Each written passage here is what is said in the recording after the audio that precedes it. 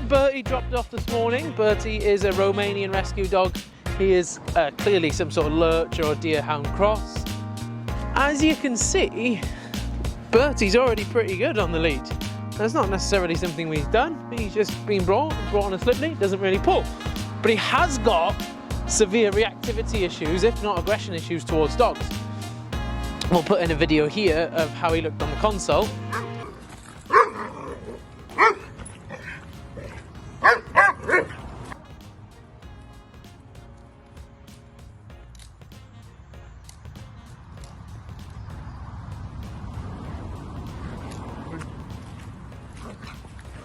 Now, 9 times out of 10, when someone brings us a reactive dog, they're terrible lead pullers, and when we address that, it helps us address the reactivity.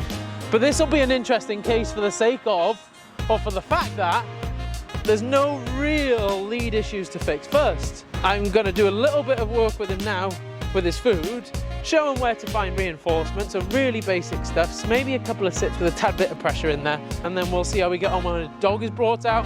I'm going to bring a dog straight out because if Bertie responds the same way to dogs, whether at their 500 yards or 5 yards, and that's absolutely loses shit.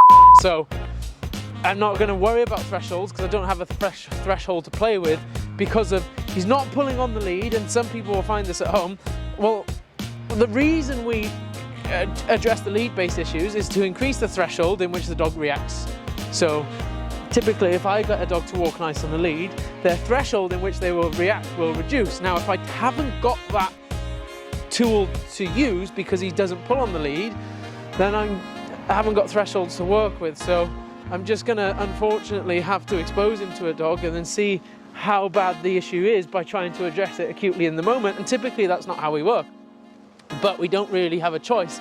So yeah, I'm going to grab Range out, I'm going to stick Range on the mat and tell him to do absolutely nothing, and then we'll see how we get on with Bertie. But I'll just spend 10 minutes with him now, kind of showing him where to find reinforcement, how I would like him to sit, and yada yada yada. Good boy, Bert.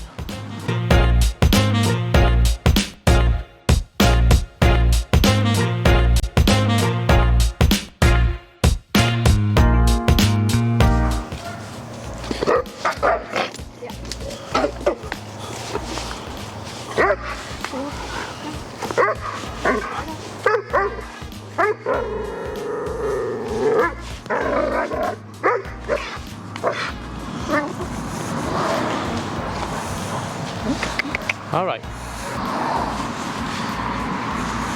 That in the right spot? No, no. You're fine. No. No. Good boy. Good lad. Good man. So we could work at proximity here, then reduce proximity depending on how Bertie's getting on. That's how Bertie responds at any distance when he sees a dog. So whether it's 5 yards or 50 yards doesn't really make a difference. Yeah, good lad. All I did there acutely in that moment was put the lead in the right position. So he's been brought on a slip lead today. So I put that right up behind the ears, added a bit of pressure, calmed him down. Yes! And now I'm showing him the rewardable behaviour. I'm very fortunate that I have Ranger to help me with this, because if he's not going to give Bertie anything back in the response. No. There he goes again.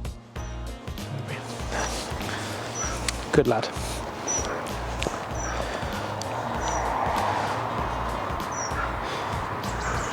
And again, he's pretty good on the lead, so I did a little bit of lead work with him this morning, but it wasn't really necessary.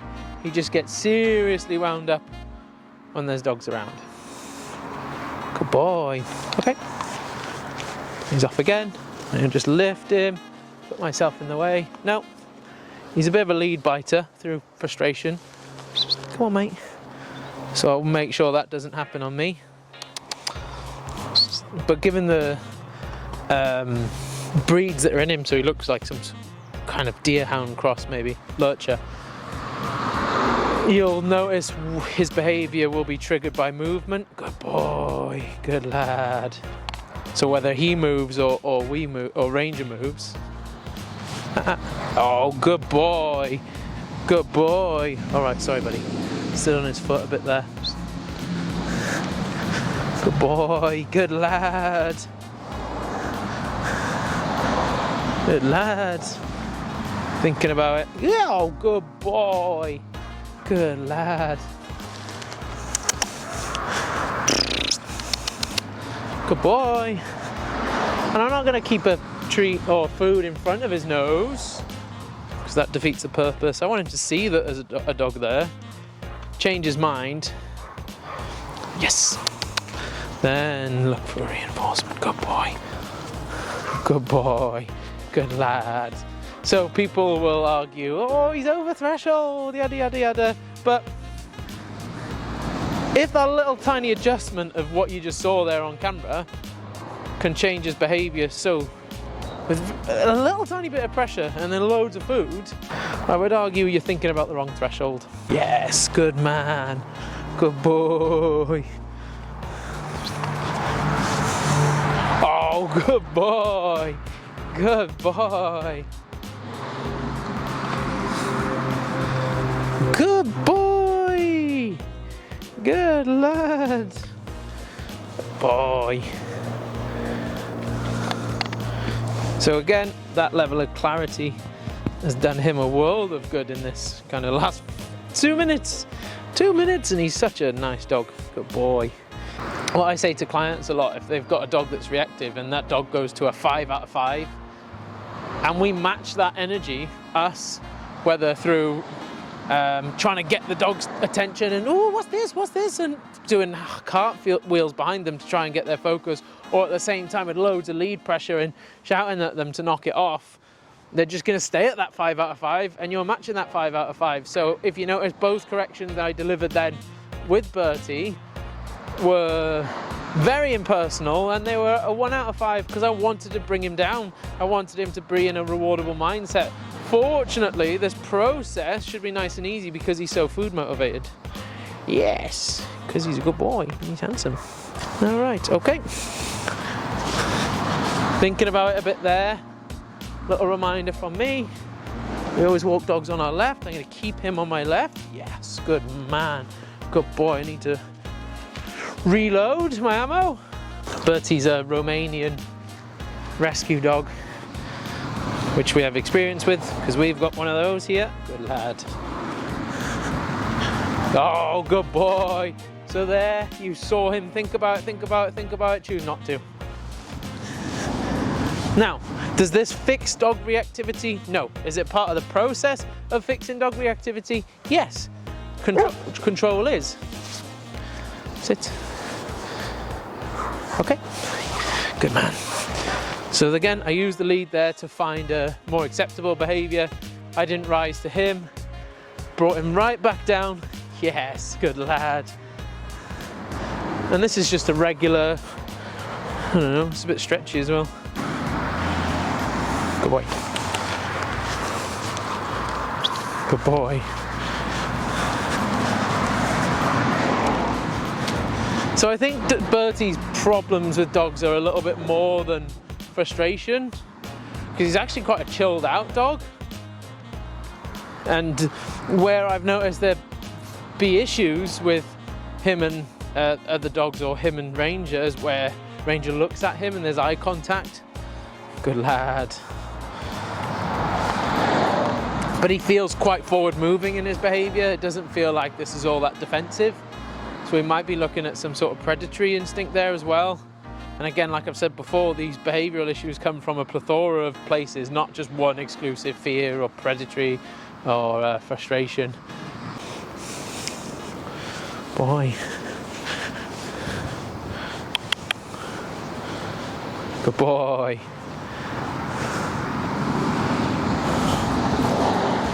Good lad. Good boy. You notice I've thrown a sit in there a couple of times, but I've not asked for loads of obedience, sit and down and things like this. Good boy. Okay.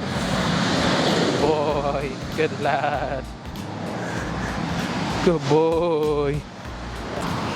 Will Bertie be a dog that can ever freely interact with other dogs? I don't know, I doubt it. Is Bertie a dog that will be able to enjoy walks with his owners so long as he's not getting pissed off by lead dogs and things like this? Yeah, probably. Fair bit of hard work, eh? Good lad. Good lad. So the aim of this 20 minutes isn't so much to get Bertie to stop reacting. It's more so to get used to being in the presence of another dog without that dog having an influence on his behaviour or his emotional state. Yes. Good lad.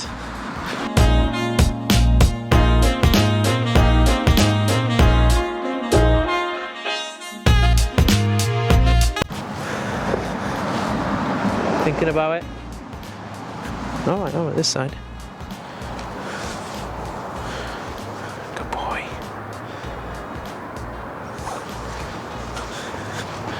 Good lad. Nope.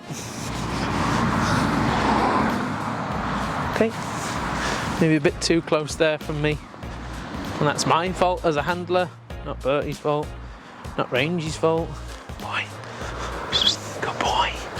Good man, hey? Good lad. Good lad. Range, lie down. Good lad. Lie down. Good boy.